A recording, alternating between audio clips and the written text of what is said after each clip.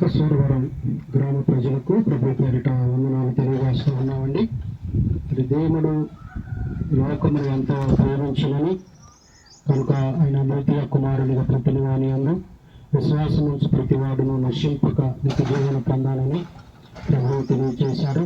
ఎందుకంటే దేవుడు మరి మనుషుల పట్ల అనుకున్న ఉద్దేశమును, ప్రేమను, ఆప్యాయతను మరి ఆయన రాజ్య నివాసులుగా ఉండాలని ప్రతి ఒక్కరు కూడా పరిశుద్ధులుగా, నీతిమంతులుగా, యథార్థవంతులుగా పాపము నుండి విడిపించబడి పాప నైజము నుండి మరి ప్రతి ఒక్కరూ కూడా నీతిమంతులుగా తీర్చబడాలని, అటు నీతిమంతులుగా తీర్చబడిన వారు, పరిశుద్ధులుగా ఉన్నవారు, పాపము నుండి పూర్తిగా విడుదల పొంది ఆయనకి ఇష్టలుగా ఉన్నవారు మరి అటు వారిగా మనుషులు ఉండాలని దేవుడు మరి అటు జ్ఞానముతో మనుషులను నింపాలని మరి దేవుడు ఒక వాక్య భాగంలో కొన్ని విషయాలను మరి మనకు తెలియచేశారు. మొదటిగా యోహాను సువార్త 3:16 దేవుడు లోకమును ఎంతో ప్రేమించను కాగా ఆయన అద్వితీయ కుమారునిగా పుట్టిన వాని విశ్వాసం నుంచి ప్రతి వాడును నశింపక నిత్య జీవన పొందినట్లు ఆయన అనుగ్రహించమని మనకు తెలియచేశారు. యోహాను సువార్త 1:1 నుండి 5 వరకు ఆదియందు వాక్యముండెను, వాక్యము దేవుని యొద్ద ఉండెను, వాక్యము దేవుడై ఉండెను, ఆయన ఆదియందు దేవుని యొద్ద ఉండెను, సమస్తము ఆయన మూలముగా కలుగును, కలిగినదేది ఆయన లేకుండా కలుగులేదు, ఆయనను జీవముండెను, ఆ జీవము మనుష్యులకు వెలుగై ఉండెను, ఆ వెలుగు చీకటిలో ప్రకాశించున్నది గాని చీకటి దానిని గ్రహింపకుండానని ప్రభువు తెలియజేస్తూ ఉన్నారు. అలాగే ఇక అంతిమ దినాలలో మరి దేవుని యొక్క రాకడ దినాలలో మనం ఉన్నాం కనుక దేవుడు తన యొక్క అంతిమ దర్శనములో మరి రాకడ దినాల్లో ఉన్న మనకి కొన్ని విషయాలను తన వాక్యం ద్వారా తెలియచేశారు.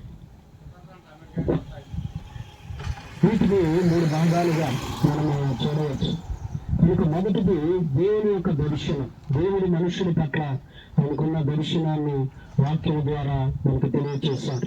హబక్కూకు గ్రంథం 2:14 ఏలయనగా సముద్రము జలములతో నిండి ఉండినట్లు భూమి యెహోవా మహత్యమును గూర్చిన జ్ఞానముతో నింపబడాలని ప్రభువు తెలియచేశారు. ప్రతి ఒక్కరు కూడా దేవుని జ్ఞానముతో నింపబడితే లోకములో మరి ఎవరికైనా సరే మరి జ్ఞానము కొద్దిగా ఉన్నవాడుగా వారు నన్ను అడగాలని ప్రభువు తెలియచేశారు.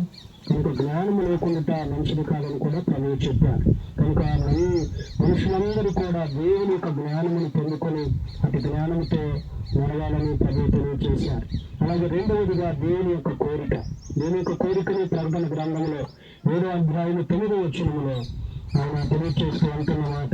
అటు తర్వాత నేను చూడగా మీరు ప్రతి జనములో నుండి ఆయా భాషలు మాట్లాడే వారిలో నుండి వచ్చి ఎవడను లెక్కింపజాలని ఒక గొప్ప సమూహము కనబడను. వారు తెల్లని వస్త్రములు ధరించుకున్న వారే ఖర్జూరపు మట్టును చేత పట్టుకుని సింహాసనము ఎదుటను గొర్రెపిల్ల ఎదుటను నిలవబడి సింహాసనాసీనుడైన మన దేవునికి గొర్రెపిల్లకు మా రక్షణకు స్తోత్రమని మహాశబ్దంతో వెలుగెత్తి చెప్పురు. కనుక దేవుడు మనుషులందరూ కూడా ఆయన యొక్క సన్నిధిలో, ఆయన రాజ్యములో, ఆయన వెడలుగా మరి ఆయన దగ్గర ఉండాలని ప్రతి ఒక్కరు కూడా అలాంటి దేవుని రాజ్యాన్ని పొందుకోవాలని తెలియజేస్తూ ఉన్నారు.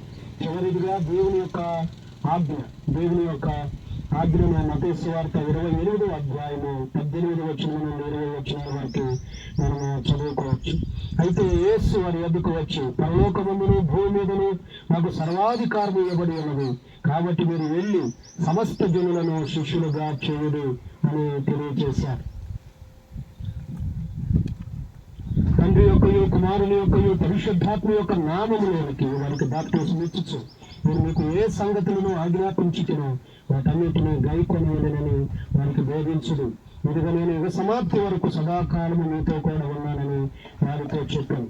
కనుక దేవుడు మరి లోకంలో ఎన్ని సమస్యలు వచ్చినా, వ్యాధి, అనారోగ్య పరిస్థితులు, ఎలాంటి క్లిష్ట పరిస్థితులు వచ్చినా సరే దేవుడు మనతో ఉన్నారని ఆయన చెప్పారు. ఎందుకంటే సదాకాలము కూడా మీతో నేను ఉంటానని ఆయన మనకు తెలియజేశారు. కనుక ఆయన వెళుతూ కూడా మీరు చెప్పిన మాట ఏంటంటే మిమ్మల్ని అనాథులుగా నేను విడిచిపెట్టను, ఆదరణకర్తను మీ దగ్గరికి నేను పంపిస్తాను అని చెప్పారు. కనుక ఆదరణకర్త అయిన దేవుడు, పరిశుద్ధాత్మ దేవుడు మరి దినాలలో అనేకులను దర్శిస్తూ అనేకులతో మాట్లాడుతూ మరి ఆయన వాక్యమును, ఆయన మాటలను తెలియజేస్తూ ఉన్నారు. కనుక అంతిమ దర్శనంలో దేవుడు రోగులకు రాసిన పత్రికలో కొన్ని విషయాలని మన కొరకు మరి బైబిల్ గ్రంథంలో రాసి ఉంచారు. మొదటిగా రోమిలకు రాసిన పత్రిక 3వ అధ్యాయం 23వ వచనంలో అంటున్నమాట, ఏ భేదము లేదు, అందరూ పాపము చేసి దేవుడు అనుగ్రహించిన మహిమను పొందలేకపోతున్నారని ప్రభువు చెబుతూ ఉన్నారు. అంటే ప్రతి ఒక్కరూ కూడా ఆయన మహిమలో ఉండాలని, ఆయనతో ఉండాలని ప్రభువు ఆయనకున్న ఉద్దేశాన్ని ఈ వాక్యం ద్వారా తెలియజేస్తూ ఉన్నారు. రోమిలకు రాసిన పత్రిక 6వ అధ్యాయం 23వ వచనంలో కూడా, ఏలయనగా పాపం వలన వచ్చే జీతం మరణము, అయితే దేవుని కృపావరము మన ప్రభువు అయిన క్రీస్తు యేసునందు నిత్య జీవమని ప్రభువు తెలియజేశారు. కనుక ఎవరైతే మరి దేవుని వాక్యమును నమ్మి విశ్వసిస్తారో వారందరూ కూడా నిత్య జీవమును పొందాలని, నిత్య జీవముతో మరి నిత్యము ఆయనతో యుగములు ఆయనతో ఉండాలని, అట్టి విధముగా మరి మనుషులు ఉండాలనే ఉద్దేశాన్ని ఈ వాక్యం ద్వారా మనకు తెలియజేస్తా ఉన్నారు. అలాగే రోమీయులకు రాసిన పత్రిక 5వ అధ్యాయం 8వ వచనంలో, అయితే దేవుడు మన ఎడల తన ప్రేమని వెల్లడిపరుచుచున్నాడు, ఎట్లనగా మనం ఇంకా పాపులమై ఉండగానే క్రీస్తు మన కొరకు చనిపోయాడు. కనుక మనకి వాక్యంలో చెప్పబడినట్లుగా క్రీస్తు మన కొరకు చనిపోయారు. ఆయన బలియాగమై, యాగమై, త్యాగమై మరి కలవరి సిలువలో ఆయన చివరి బట్టు వరకు కూడా రక్తమును కార్చి మరి మన కొరకు మరి ఒకటి తక్కువ 40 దెబ్బలు మరి కొరడా దెబ్బలు తిని వీళ్ళంతా కూడా మరి నాగటి సాళ్ల వలె మరి భూమిని ఎలాగైతే దున్నుతారో తన శరీరమును అలా కొరాలతో కొట్టి మరి ఆ విధముగా చేసిన విధానాన్ని బట్టి దేవుడు ఇక్కడ మనకి తెలియజేస్తా ఉన్నారు. కానీ 4వదిగా రోమీయులకు రాసిన పత్రిక 10వ అధ్యాయం 9వ వచనంలో, అదేమనగా యేసు ప్రభువుని నేను నోటితో ఒప్పుకొని దేవుడు మృతుల నుండి ఆయన లేపిన నేను హృదయం విశ్వసించిన ఎడల నువ్వు రక్షించబడదు. ఏలయనగా నీతి కలుగునట్లు మనుషుడు హృదయమందు విశ్వసించిన రక్షణ కలుగునట్లు నోటితో ఒప్పుకున్నానని ప్రభువు మనకు తెలియజేస్తా ఉన్నారు.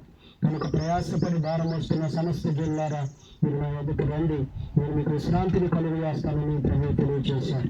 దేవుడి మాటలు మనం విక్రిలో దీవించి ఆశీర్వదించును గాక. ఆమేన్.